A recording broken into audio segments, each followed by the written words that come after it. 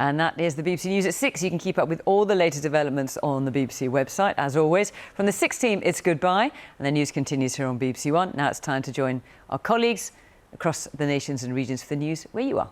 Bye-bye.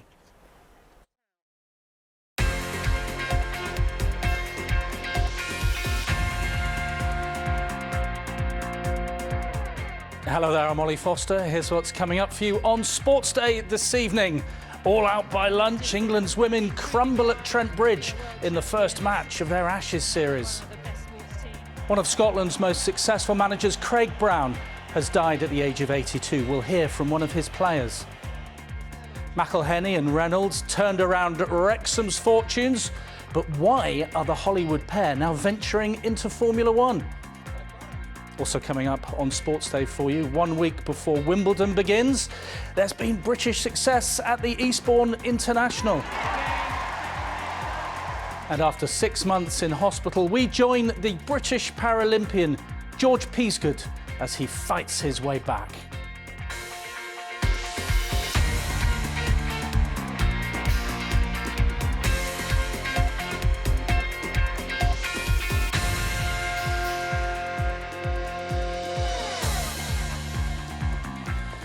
Good evening to you. Welcome along. A really summery feel to Sportsday on this Monday. Lots of cricket and tennis. We're going to start with the women's Ashes because England have lost their one-off test to Australia on the final day at Trent Bridge. They had hope this morning with 152 runs required, 5 wickets in hand, but it was all over by lunch. Joe Curry reports from Trent Bridge.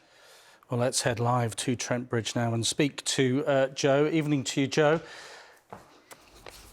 There she is. Hi there, Joe. Look, they had real belief, didn't they, England this morning, but it just all went very, very wrong. They could not deal with Ashley Gardner.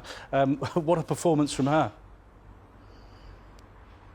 Absolutely all quiet now here at Trent Bridge, but this morning in front of 2,000 fans, spinner Gardner really rattled England. She finished their second innings with stats of 8 for 66, taking 12 wickets across the game as a whole. Now, England, of course, had their own moments of magic throughout the match. We had those 2 fifers from Sophie Ecclestone. We also had that 208 from Tammy Beaumont on day 3. One of the finest moments we've seen from an England women's player with a bat in a test match. However, in the end, they were simply undone by a better team in a few crucial moments of the match. Here's England captain Heather Knight.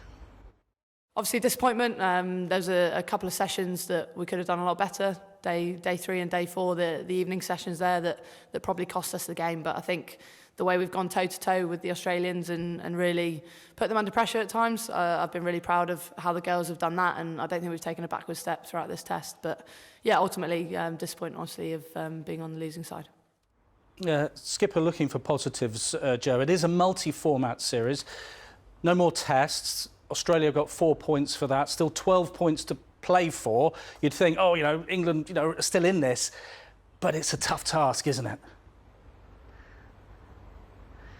It is. So the next 6 white ball games are all worth 2 points each. As you say, 12 points on offer. It means if England want to guarantee that they win the Ashes, something that they haven't done since 2014, they need to win 5 of those 6 games. So it's all to do. Over the test, though, they played without fear, they played with some flair, and they're going to need to bring all that and more when the T20s start on Saturday, because Australia are the reigning world champions in both white ball formats of the game. Now, ahead of that white ball part of the series, I've been getting the thoughts of former England bowler Alex Hartley.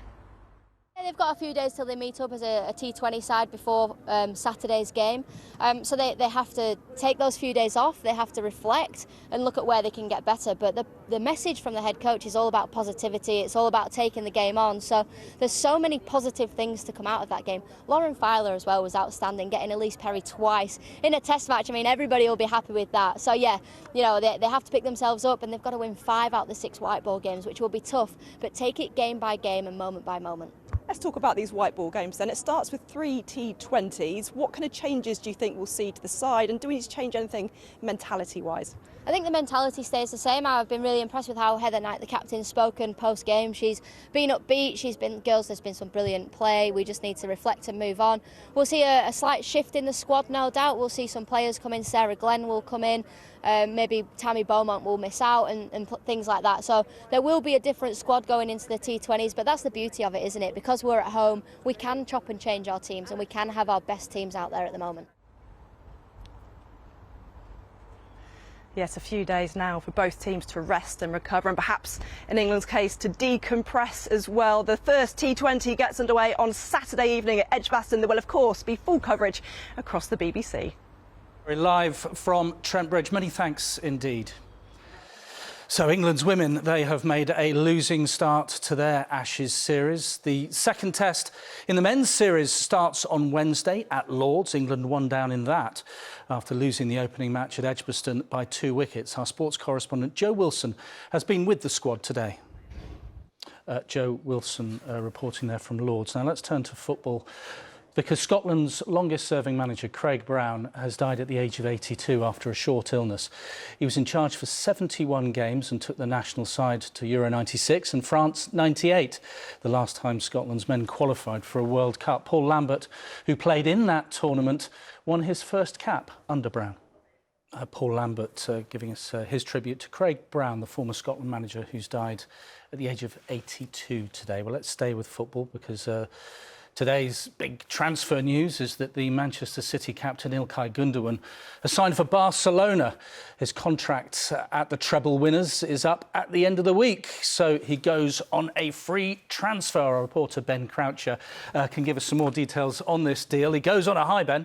Well, I mean, what a high he finished on. He's been a brilliant player for Manchester City down the years. Pep Guardiola's first signing, you might remember, finished off with 2 goals in the FA Cup final against Manchester United and a treble to boot. Not a bad way to go out. But let's take a look at his record at City. He wasn't always first choice with the likes of Fernandinho, Kevin De Bruyne, David Silva, and then latterly Rodri in that midfield, but he became more integral in recent years. 60 goals and 40 assists in over 300 games. He was part of City's most successful era in the Premier League. 5 Premier Leagues, 4 EFL Cups in a row, and then the Champions League that he craved. Speaking today, he talks so passionately about winning that. He called the competition an obsession, and he spoke of his sadness at leaving the team's WhatsApp group. But even as he becomes a Barcelona player on an initial 2-year deal, he said, "I'll always be City. Nothing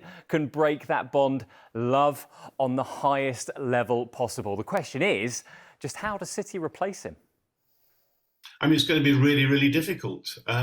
So, Ben, Gundogan signs on a free at the end of the week. At the end of the week, there are going to be hundreds of players who are free agents. Yeah, across the Premier League, across the Football League, across Europe. Contracts expire at midnight on Friday. Now, Arsene Wenger, at the end of his time at Arsenal, said that players running down contracts and leaving on frees would become more common because transfer fees are so high. Just look at the sums reportedly being demanded for Harry Kane, who's only got a year left on his contract. Now, for the players, the longer they leave it, the more power they have to demand higher wages. They get nice signing-on fees if clubs aren't shelling out a transfer fee as well. But let's take a look at some of the players who will be free agents come Saturday. Yerry Mina, he's leaving Everton. Fulham reportedly stepping up their interest. Jesse Lingard, one of 6 Forest players leaving on a free. He's been linked with Washington's DC United. Their boss, Wayne Rooney, says there is no interest. Now, on that Manchester United theme, David De Gea is also out of contract. They've offered him a new deal on reduced wages, but he's yet to sign it. Andre Onana, Jordan Pickford, anybody? Now, the France international, Adrien Rabiot, was a United target not that long ago. He could, though, sign a new deal with Juventus on Wednesday. And then we've got Adama Traore, Olly, at Wolves.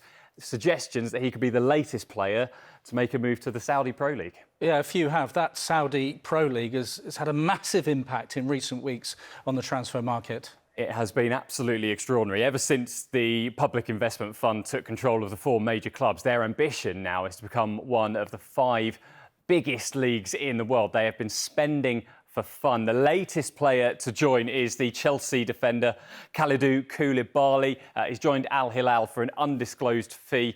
Chelsea will have made a loss on him, so he joins N'Golo Kante, Karim Benzema and Ruben Neves, who's joined Al Hilal for £47 million. There are questions over whether Saudi clubs are distorting the market, by paying overinflated transfer fees. But players can earn enormous wages, dwarfing their Premier League earnings. Now, there are reports that Koulibaly's ex-Chelsea teammate Edouard Mendy has agreed a deal with Al-Ahly. There's talks of Hakim Ziyech as well. Arsenal's Thomas Partey could join him too. Bernardo Silva, not out of contract at the Etihad Stadium in Manchester City, but it's believed he's been offered £75 million a year. So along with Gundogan, that would create quite the hole for City. But Ollie, with those sums on offer, money talks, and for Saudi Arabia, that money is shouting very, very loudly right now. Certainly is, Ben Croucher. Many thanks indeed. Right, quick look at some of the other football headlines for you today. Luka Modric has been linked with a move to Saudi Arabia as well, but the five-time Champions League winner has signed a one-year extension to stay at Real Madrid. It will be the 37-year-old Croatian's 12th season at the club. Former Republic of Ireland striker Robbie Keane is the new head coach at Maccabi Tel Aviv. 42-year-old has signed a two-year deal with Israel's most successful club, but they haven't won the league since 2020. German side up. Now, it's the first day of the Eastbourne International, and 1 week before the start of Wimbledon, there was a great win for Harriet Dart, the British number 4, knocking out China's Zheng Zhuai in 3 sets, as Patrick Geary reports. Now, Great Britain's Alfie Hewitt has won every Grand Slam title in wheelchair tennis, except the singles at Wimbledon. He was runner-up there last year, and after winning the Australian Open for the first time in January, he told our sports correspondent Andy Swiss that he's going to be giving it everything at the All England club to complete the full set of major titles. Now, just a few months ago, the Hollywood actors Ryan Reynolds and Rob McElhenney were celebrating Wrexham's return to the Football League, but they're now expanding their sports portfolio. The pair are part of a group investing in the British-based Alpine racing team in Formula One. Jane Dougal is here with some of the more details. Quite a departure, this, from what was a non-league team, putting a load of money into that, to going to the very top of motorsport. Yeah, they bought Wrexham for £2 million, Ollie, but this is a different league completely, because the two actors are part of a group that paid more than $200 million for just a 24% stake in Alpine. Wow. It's led, and of course, raising Alpine's profile, because don't forget, their contribution and their impact on Wrexham was phenomenal. Their documentary, Welcome to Wrexham, was credited with doubling the crowds and sales of merchandise. Social media exploded as well. Now, Formula One does have the platform Netflix series Drive to Survive, but the US is Formula One's biggest growth area, so Alpine will be looking to capitalise on having 2 Hollywood stars at their helm. Jane Dougal, many thanks indeed. Now, in October last year, the day before his 27th birthday, Paralympic medalist George Peasgood suffered a serious brain injury after a freak cycling accident. Now at a rehabilitation centre, he's slowly moving towards his goal of just getting his life back. Our reporter Matt Graveling has been to meet him. George Peasgood, all the very best of luck to him. Just a reminder of our top story. England women have lost the one-off test against Australia by 89 runs, bowled out for 178 by lunch. The Ashes series continues on Saturday with the first of 3 T20s, then the one-days to follow.